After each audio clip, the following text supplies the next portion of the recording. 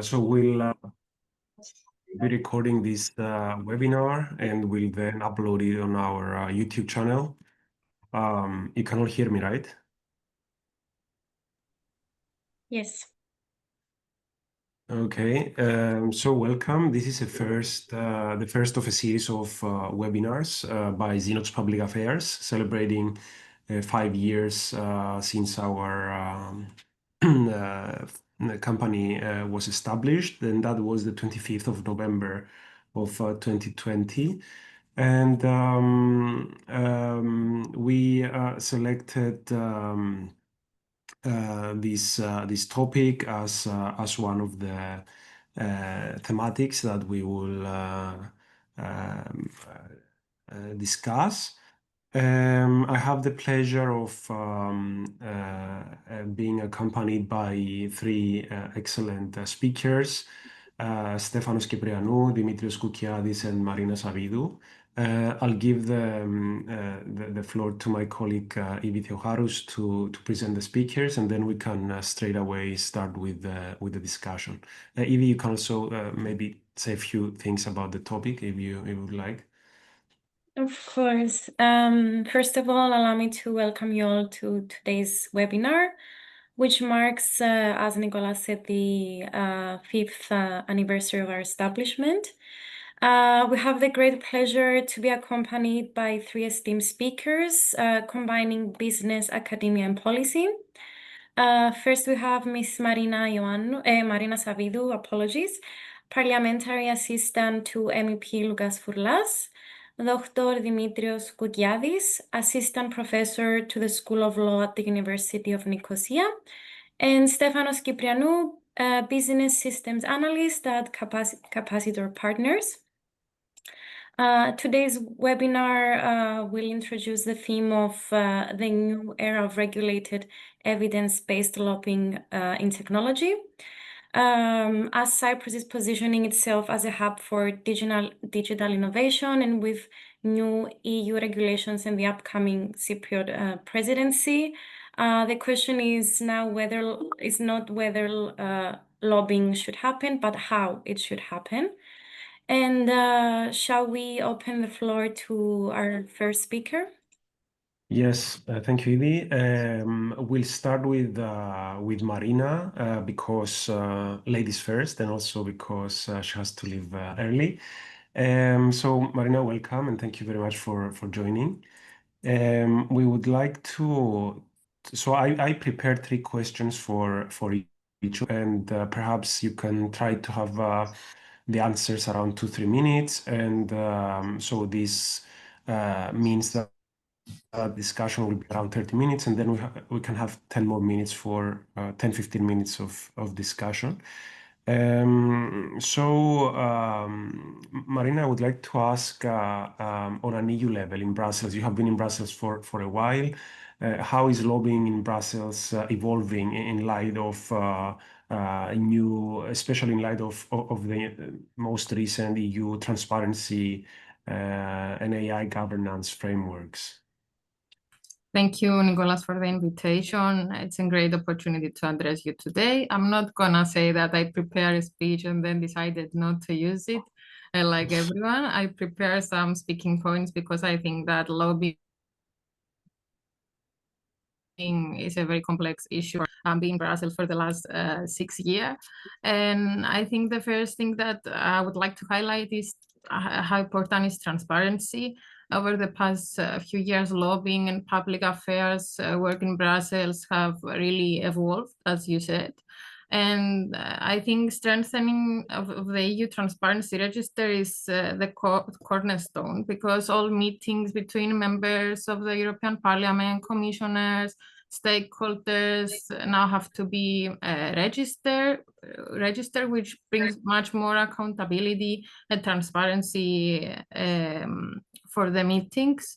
And as I'm sure you're aware of the Qatargate scandal, so at this point now we have to register all the meetings with in detail and say who is who and what have been discussed. So as someone working in a team of members of the parliament, I can say that this has made our work both more transparent and more demanding. We now expect stakeholders to come well prepared with solid evidence and a clear understanding of the EU priorities. And of course, Brussels is the city with the highest number of lobbyists in the world after Washington, so credibility really matters for us. At the same time, we see, with regards to your question on AI, we see new frameworks like the AI Act changing how the EU deals with technology and innovation. The European Union is actually the first in the world to introduce a comprehensive legal framework for AI, which, okay, it's a big achievement, but at the same time, the EU still falls behind other major powers such as China and the US when it comes to development and innovation. So, okay, we have a framework, but we are still behind compared to the US and China when it comes to innovation, development, skills, and essential tools. So while we lead, we still need to invest more in research, digital infrastructure, skills, and stay competitive globally.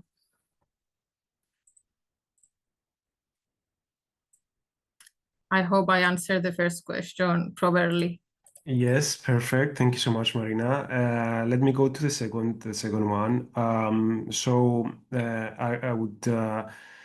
I would like to ask, what role can Cypriot policymakers and stakeholders play in influencing EU digital policy during and beyond the presidency? I think it's a momentum for Cyprus. The upcoming Cypriot presidency of the Council presents a unique opportunity for everyone, for the members of the parliament, for our country. Cypriot policymakers and stakeholders can play an active role by highlighting our national priorities, but also Europe's priorities. I think I'm aware that, for example, SMEs, digitalization, strengthening cybersecurity, investing in digital skills and green skills are some of our priorities as Cyprus presidency. And I think that smaller member states actually perform better in presidencies here in Brussels because we don't have so much red tape and bureaucracy, and we perform better as a small member state. So the secret is to build a network here, to engage with other national delegations, to showcase our expertise. And the most important for me is to maintain this network here in Brussels, because even, for example, Turkey has a strong network here in Brussels, and we have to do more work on this and work with other national delegations and build a strong network now and maintain this network for the next few years. And also for the members of the parliament, we have the smallest delegation here in the parliament. It's also our time to be on the front line and to promote our priorities and not focusing so much on Cyprus issue, but to have also other priorities, among others, such as, for example, digital and green transition, skills, healthcare workforce, which is a major challenge for the Europeans as a whole. So it's our momentum, and I hope that we will take advantage of this. Thank you. I think overall, the whole Cypriot political system is maturing. I mean, comparing with, let's say, 12 years ago in the previous presidency, both on a like politicians level as well as stakeholders level, is trying to understand exactly how this process is happening. And exactly, I fully agree with you. And the other question I have is exactly what advice would you give to Cypriot public affairs professionals, perhaps advising their clients to come to Brussels and try to make some advocacy more impact, from your experience over there? The first thing I was told when I arrived at the European Parliament, and even during my master's here in EU Affairs, is that it's all about networking. So I think that public affairs professionals should not approach Brussels only with requests, but with constructive policy proposals and that contribute to broader European goals, such as I told you before, Green Deal, digital transition, skills, AI, and being registered, for example, in the transparency register, maintaining responsible when documented engagement with EU institutions is also important. But finally, building trusted relationships with MEPs and their teams, not just to promote specific positions, but to gain deeper insight and understanding into how EU policy making truly works in practice. For example, from the scratch, when we draft the report, then the second phase, we table some amendments and proposals, and then we go to the negotiations, and then we have the vote in the plenary. So the format of the proposals really makes a difference. As a policy advisor, for example, I truly appreciate when a stakeholder approach me and send me concrete amendment proposal written in the proper format, using the right legislative language, and most importantly, including an accurate justification that I will use, for example, in case of a trialogue or during the negotiations. So it's a good tool in order to justify and support the amendments and the proposals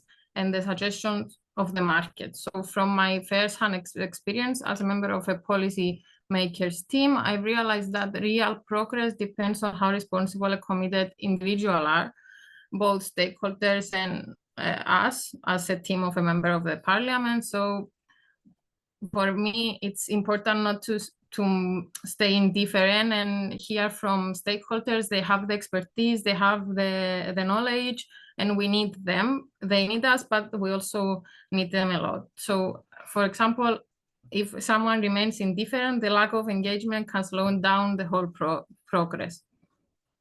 And just to close with a message, I think we must be careful about whom we vote for, who represents us, and who we choose to trust, because the Parliament is the voice of people here in the European Parliament. The European Union is the only institution represents the citizens. So the real change begins with us. And we need policymakers who care and who is active and participate in a lot of committees. And from the other side, I mean, the stakeholders should understand how they will make the proposals more catchy and with the proper language and with the legislative form in order to help us and use their proposals and reflect their proposal as citizens and as the market, I mean, and take into account their proposals in our reports. Because we don't need only political statements, we have to be more practical and suggest concrete solutions. Very useful points. I think both are points. I think you addressed mainly 2 points. One is networking, and the other thing is, let's say, public affairs professionals to do all the work before approaching you, and being more specific, showing the impact of their proposals, rather than approaching you with a general request and asking from you to do all the work. Okay, thank you a lot, Marina. I will move on to the next speakers, and then I mean, you can intervene if you want to, or maybe there are some comments later on. If you need to go, we truly understand, and thank you so much. Thank you so much for the opportunity. Excellent. I'm going now to Dimitrios, the academic of the gang. Hi, Dimitri. I would like to ask you, I mean, from your expertise in EU lawmaking. Could you identify some examples of recent EU legislative files, perhaps the Digital Services Act or the AI Act or the Data Act, where lobbying and stakeholder consultation had a significant impact on the final text? Yes, of course. Thank you. Well, before I begin, Mr. Kyriakidis and Mr. FTU, thank you very much for this invitation. You can hear me, right? Yes, perfectly. Okay. Well, I also, because I've also worked in the European Parliament, the European Commission, I fully agree and I fully second what so far Ms. Savvidou has said. Now, the question, has the lobbying process shaped so far the recent EU digital policy and digital laws? The answer is yes. And lobbying has considerably and measurably shaped recent EU tech laws. And before I get into detail, I must also say that the EU, together with the United States Congress and the EU institutions, the Commission, the Council, and the Parliament, are the biggest, let's say, lobbying hubs in the world so far. And globally and internationally speaking, besides the EU and the US laws regulating lobbying, we also have the Council of Europe and the OECD rules and the Commonwealth of Independent Studies. Now, when it comes to the EU, to my experience, lobbying in the EU, as has already been said, must be regulated and evidence-based. Regulated means we need to register, disclose who represents whom and what, and how the funding has taken place.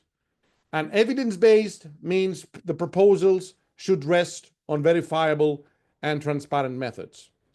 Now, in the last 10 years, I would say that the most considerable effect of lobbying on the EU lawmaking has been in 4 major EU tech laws. Starting from the most recent one, the EU AI Act, I would say it was and still is, because the process has not ended yet. The AI Act has been a perfect example of the pressure all the participating stakeholders can play in the final formulation of a law. Early drafts flirted with treating large general purpose models as high risk. After a hard look at feasibility and sustained input from researchers, open source communities, and model providers, the final AI Act created a separate regime, for example, for general purpose AI, which was not in the beginning, in the initial, let's say, thoughts and drafts, with transparency and model card duties instead of blanket high-risk status. The Parliament, on the other side, which experienced its own lobbying process, pushed for an outright ban, negotiations under heavy scrutiny from civil society and law enforcement stakeholders. And they landed on prohibitions with narrow, tightly framed expressions. That was a small example of the lobbying effect in the AI Act. And speaking of the AI Act, we are still in the process of completing the AI Act, because AI Act has not yet been fully implemented till August the 26th. And besides that, there are also many demands from all over the world and also within the EU to simplify AI Act. And this simplification will also take place significantly through the lobbying process. So dealing with the AI Act, there is much still to see what will happen in the final, let's say, application of the AI Act in our daily lives. The second law I would like to mention was the DSA, the Digital Services Act. Here, we had the major issues of dispute between the lobbyist and the EU institutions, Commission, Parliament, and the Council, was the targeting of advertisements to minors and use of sensitive data instead. The stakeholders' lobbying pressure narrowed the scope while preserving enforceability, coupled with centralized Commission oversight for the biggest services that have to do with surveillance and the control of advertisement to minors. Then we have the Data Act. Well, Data Act, there's not much here to say. We had here stronger trade secret safeguards presented by the business industry mainly, and tighter exceptional need gateways for public sector access to private data. And then, and finally, which I consider the most important EU tech law, of course, it doesn't qualify only as a tech law, but technology is a major part of it, is GDPR. GDPR, which I consider to be the landmark EU legislation of the last 15 years, is a global law, is not EU law, practically, it's a global law. 150 countries outside the EU apply GDPR. The lobbying process in the GDPR was also immense. The enduring compromises, the one-stop shop, data portability, the whole accountability framework, they all reflect years of stakeholders and lobbyists' pressure to balance cross-border efficiency with national authority. So these 4 examples, I say they are the most illustrative examples of what lobbying can bring as an effect in the EU lawmaking process. And one last point, in the EU, we have a special law, the interinstitutional treaty between the Commission, the Council, and the Parliament, which very clearly regulates the whole process of lobbying. So that would be my answer to your first question, Nicholas.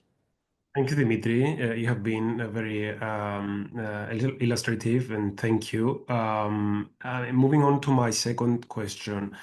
As you already said, and also Marina pointed out, the EU legislative process is now deeply consultative, with impact assessments, expert groups, public consultations. My question is, how can academics and effectively use these formal mechanisms to influence legislation early in the process, before positions harden in trilogues? And I mean, not only academics, but also other stakeholders, including industry actors. I will ask something similar to Stephanos later on. Well, I think in my experience, if you really want, either whether you're an academic or an industry representative or a consultant or from the business industry or of the 5 of the 10 high-tech industries worldwide, which have significantly played a major role in the formulation of the EU tech laws.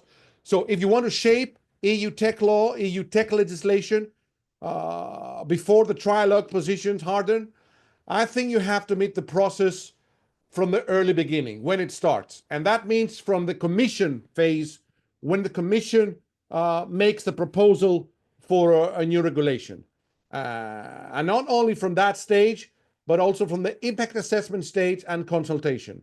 Well, either in that first stage, or then if you don't accomplish much in this phase, then at the very end, after the whole process is very close to an end. Now, first, I think you have to show in this first phase, in the proposal phase, in the impact assessment and consultation phase, you have to show up, I think, with quantified and qualified options. As soon as the Commission posts a call for evidence roadmap, I think if you're a lobbyist or a representative for a stakeholder that wants to, let's say, influence the whole process, you have to submit a very clear position of your arguments.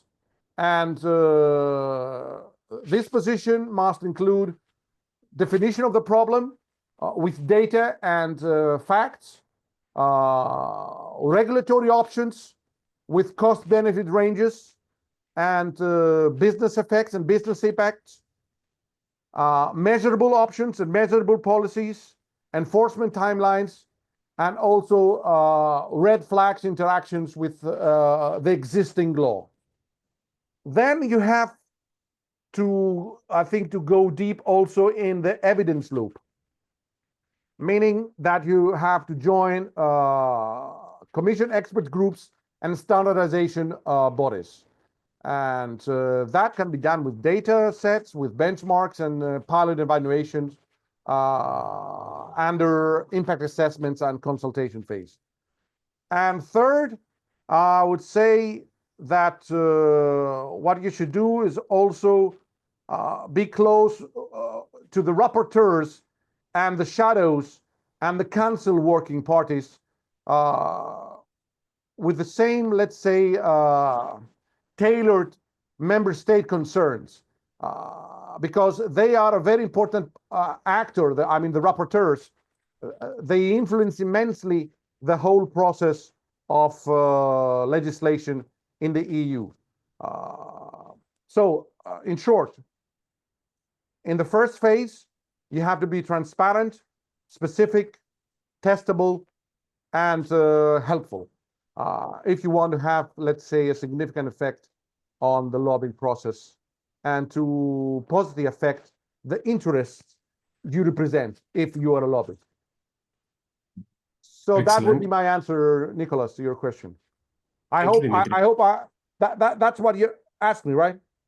Exactly. Yeah, you covered my question perfectly. Now turning to my last question to you, purely, I would say, academic question is, in your opinion, what risks exist if lobbying in emerging sectors like AI and digital governance remains under-regulated or poorly understood by policymakers?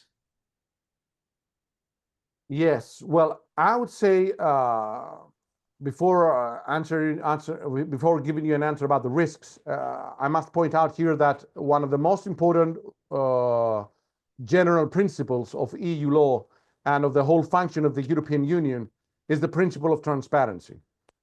Embedded also in articles of Treaty of the European Union, Article 1 and Article 9, I think. Transparency is very important. Why do I say that?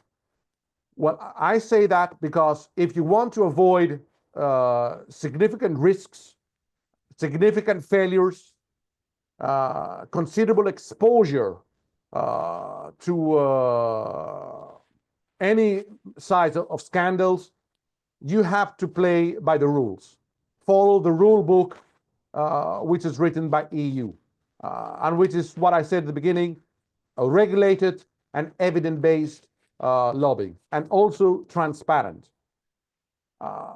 Now, in more detail, if you don't follow the rules and if you have an under-regulated, as you asked, or poorly regulated lobbying process, then you have to face, then most probably you'll face some specific risks.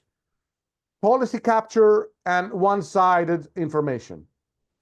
That means that the big players, when we talk about digital policy, the top 10 or the top 20 high-tech companies, Meta, Alphabet, TikTok, Instagram, and specifically the US and the Chinese big 10 companies, they will be the dominant players in the lobbying process, with whatever that means as a result. So first risk, that one, safety, policy capture and one-sided information. Safety and rights externalities, weak scrutiny, lets high-risk systems deploy at scale with unresolved bias, privacy, or security flaws. Then we have regulatory arbitrage and forum shopping, enforcement issues, market distortion and barriers to entry, fragmentation and legal uncertainty, very important, that risk, which means uneven influence across institutions produces conflicting guidance, and conflicts that do not match the initial, let's say, the initial spirit and scheme of the legislative proposal.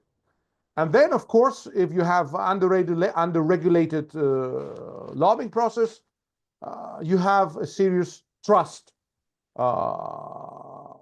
erosion, trust damage, which means that the citizens or the public opinion very easily would suspect hidden processes, hidden sponsors, or closed-door meetings with an effect to good policy issues and transparent issues as well. So I would say these are the main risks of not a clearly regulated lobbying or a poor regulated lobbying. And we saw what happened with the Qatar cases, like in the EU, in the Parliament. The laws, the rules were not followed, and we saw what happened to specific, let's say, representatives of member states in the Parliament. So these would be the major risks I would mention, answering your question, Nicholas. Perfect. Thank you, Dimitri. I will now turn to Stephanos, and then we can come back to you, Dimitri, for any follow-up questions. Stefane, thank you for being with us as well. I mean, my first question to you is, how can the tech industry in Cyprus leverage lobbying to become a testbed for EU digital policy, for example, through pilots in AI, data, or cybersecurity? Thank you very much, Nicola, for inviting us and for inviting Capacitor partners. We have been advocating and being in communication with the government and with various, let's say, policymakers on various things that have to do with technology, especially in Cyprus. And what I would say is that becoming a testbed in digital policy means that Cyprus is at a level that can be a testbed for innovation. So that will be a step forward to where we are now in terms of, let's say, our readiness as a country for this. In order to be a testbed, for example, for AI policies or cybersecurity policies, we need to have the current industry, let's say, expertise and companies to regulate them and actually test whether those policies would work. So the level of lobbying and where we see lobbying currently in Cyprus, and especially in the tech sector, is actually on the level of trying to create this hub in Cyprus and form an environment which is prosperous for this hub to grow and be able to reach that level where we can be, let's say, a test ground for policy. Because we are a small country, we do have the numbers on our side in terms of being able to regulate some things and actually test whether this invites more innovation or whether it deters, let's say, innovation. But currently, our R&D intensity, our research and development, is around 0.68% of our GDP. Which is way below than the 2.26 average of EU. So it shows that in innovation, we're just emerging right now. So in order to be able to actually be a testbed for digital policy, we need to, let's say, be a hub, a more innovative hub. But we see a lot of growth. We see over 300% growth in the past decade. that you can see also through initiatives such as Tech Island, which have taken a pivotal role in actually shaping the tech space in Cyprus and trying to lobby and, let's say, talk with the government in order to create this more prosperous ground for tech to grow in Cyprus. So I would say that Cyprus right now, it's more in the phase of creating the right basis for tech companies to grow and be able to have a leading role within the EU. But this, of course, requires many things that also has to do with the testing, let's say, our innovation boundaries. You can see this from blockchain regulation. Many countries choose Cyprus either because we don't have regulation or because we have good regulations. So we need to find the right balance in order to be able to have the expertise to tell the EU what is actually working and what not.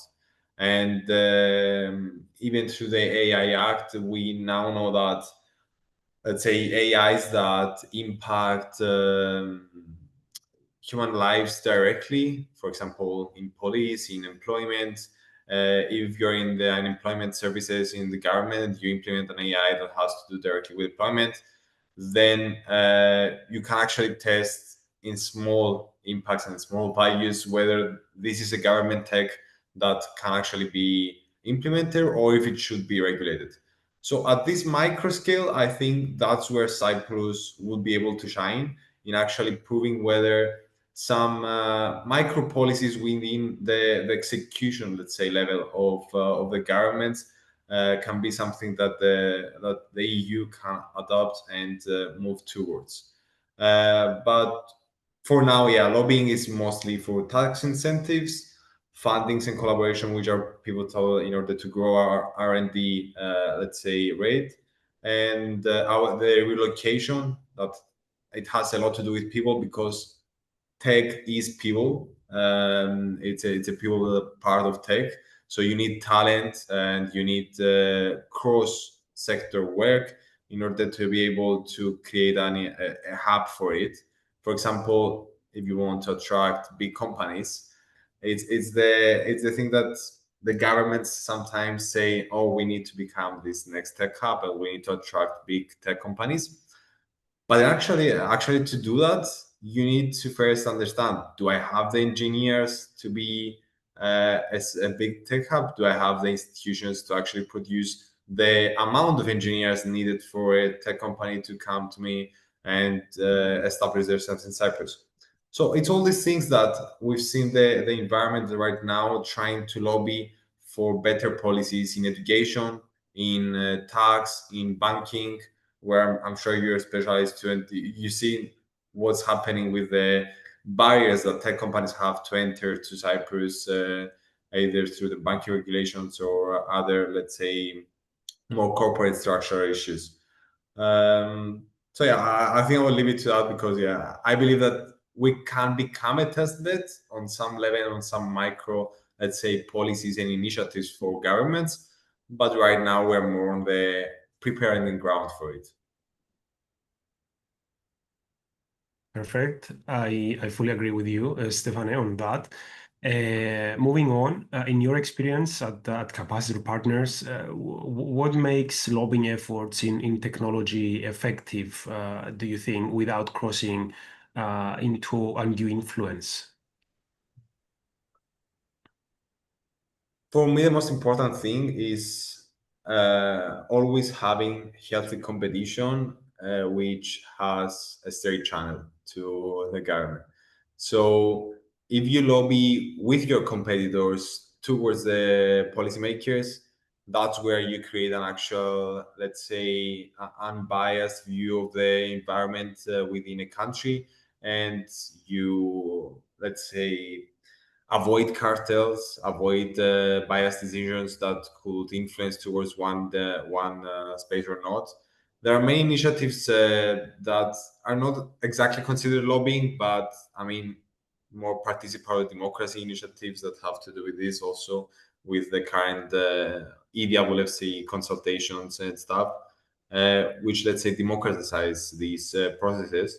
But as we've seen from our experience, the number one fact is going there with the data that can support arguments towards a same goal. Let's say, if the government is very clear towards the goal that they want to achieve in terms of let's say industry level that they want to go to, that's where the government should use the industry to have the true picture of where we are where are we now. If we take the example, for example, of the bringing Google to Cyprus that I've talked before, when that's your goal, then you need to go and talk to competitors in this space that have to do with development companies, and talk to a big variety of them to understand whether we are on that level, understand whether in a first principles level we can support such a shift.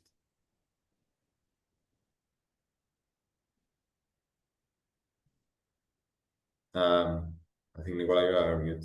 Yes, thank you. I was going to say that, commenting on what you said, I think what I said in the beginning, that the whole atmosphere is changing when it comes to lobbying, because, I mean, first of all, the law regulating lobbying passed, and I think that was a very important message for everyone to shift their focus and indeed try on an equal level to positively influence policymakers, and of course other tools like e-consultation that you mentioned. Another step that we have been advocating for a while is live streaming in the parliamentary committees. That is also something that will bring experts closer to politics, to policymaking. And last question for you, Stefane. How do you think how can companies use data-driven advocacy, combining analytics, storytelling, stakeholder mapping to shape digital policy outcomes, if you've had similar experience? Yeah, so having data-driven policies are, as I said, one of the most important, to have a true image of the industry. And we have many companies that currently perform many statistics and many analytics on where are we in terms of GDPs, in terms of revenues per category. For example, now we know that the gaming industry, not only the iGaming, but also mobile gaming, and many gaming companies have relocated to Cyprus, and we have one of the best shares in online players, let's say, in the gaming industry, headquartered in Cyprus, actually, which is an interesting fact. And having all this data in front of a legislator, I think, is the most important thing, because a legislator can know so much. I mean, if it's not an expert in market analysis, then you cannot expect someone to understand where there is pain points in the market and really try to fill them all. So for the private sector, I would say that the most important thing is to bring those statistics and bring those the true picture of our market towards the eyes of the legislators, and really get them to understand what's the fastest growing industry right now, for example. What are their main issues? That's where we need to invest. I think that's our approach to how the conversations should be happening.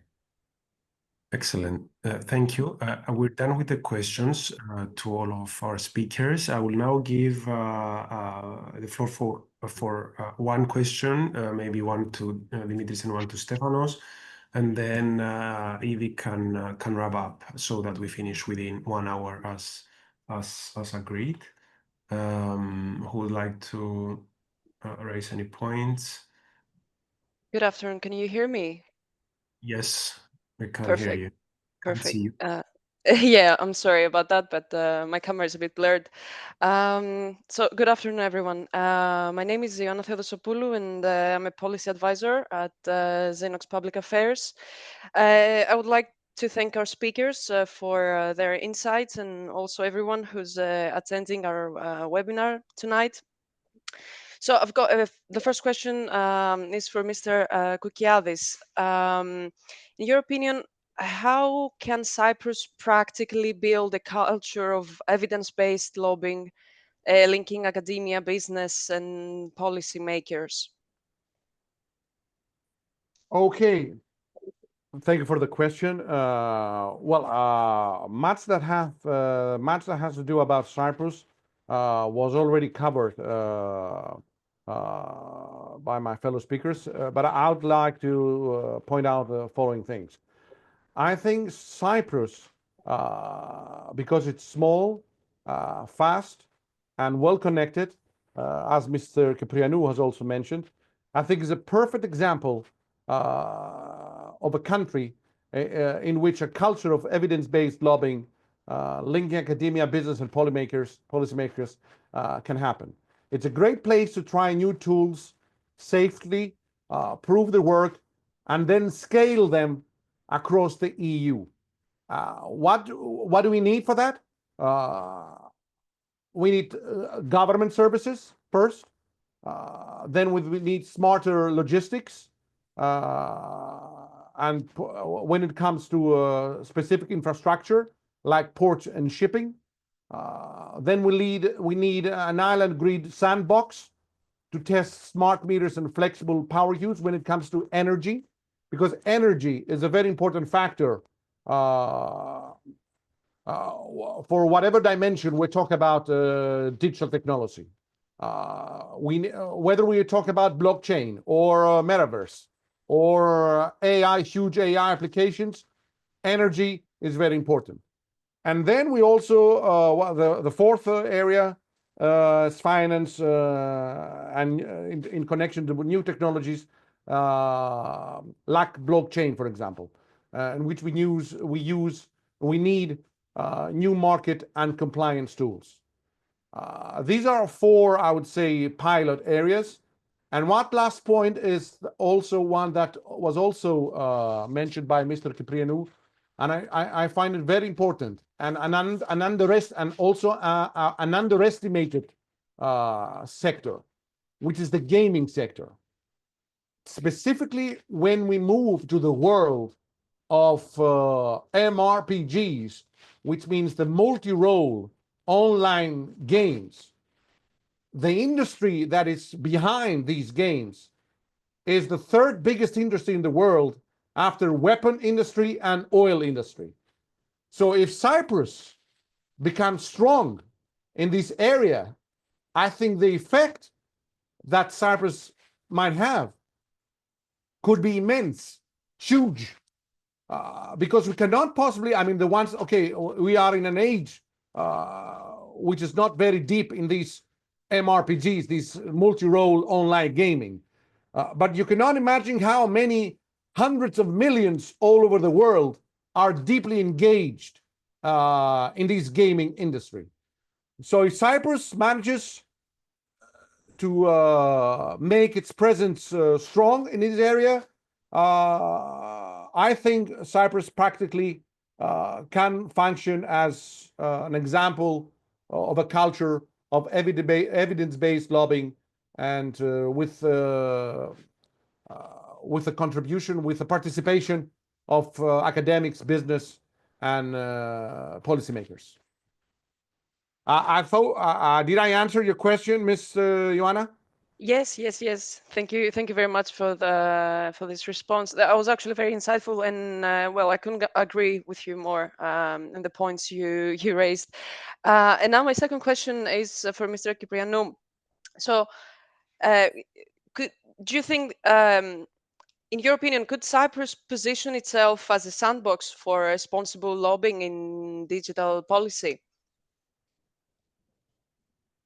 Yeah, I think so, because as we said, the numbers make sense. We don't have many policymakers. We don't have many, let's say, lobbyists. So monitoring this is not a hard thing to do, and monitoring its impact, actually, which is the most important thing.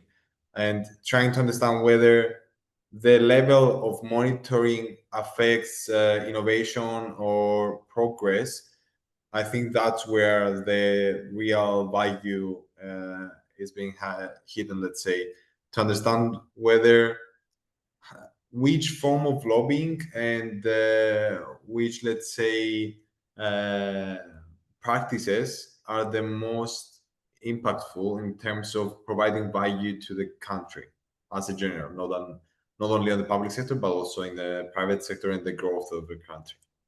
And I just wanted to add a note on Mr. Koukiadis' point that what I've seen from the gaming industry and from talking, for example, with the head of, let's say, the society here that has been formed, is that they don't really get reached out too much from the government, and they cannot really have access towards that.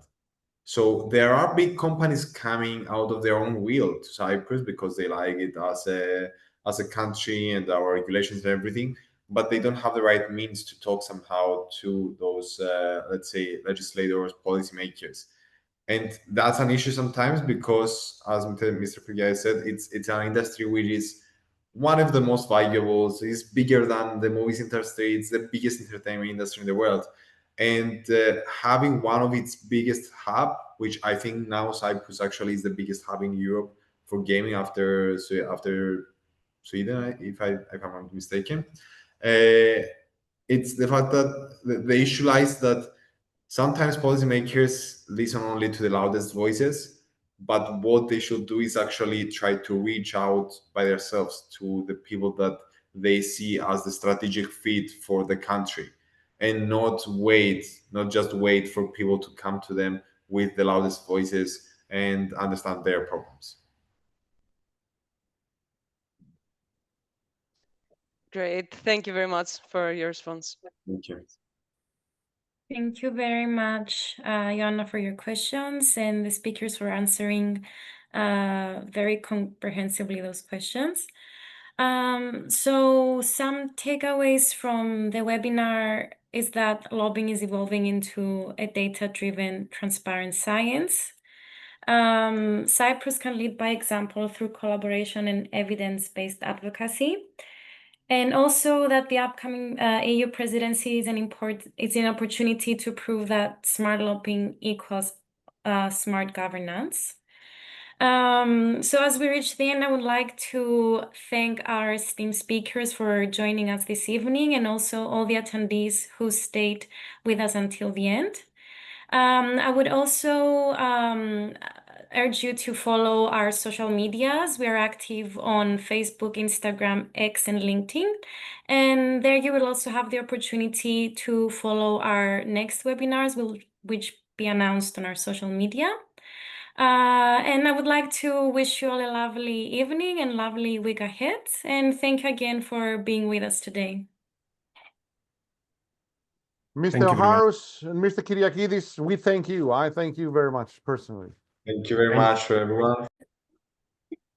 And fellow speakers, of course, Mr. Kyprianou and Ms. Savvidou, who has left. Excellent. Of course. Bye.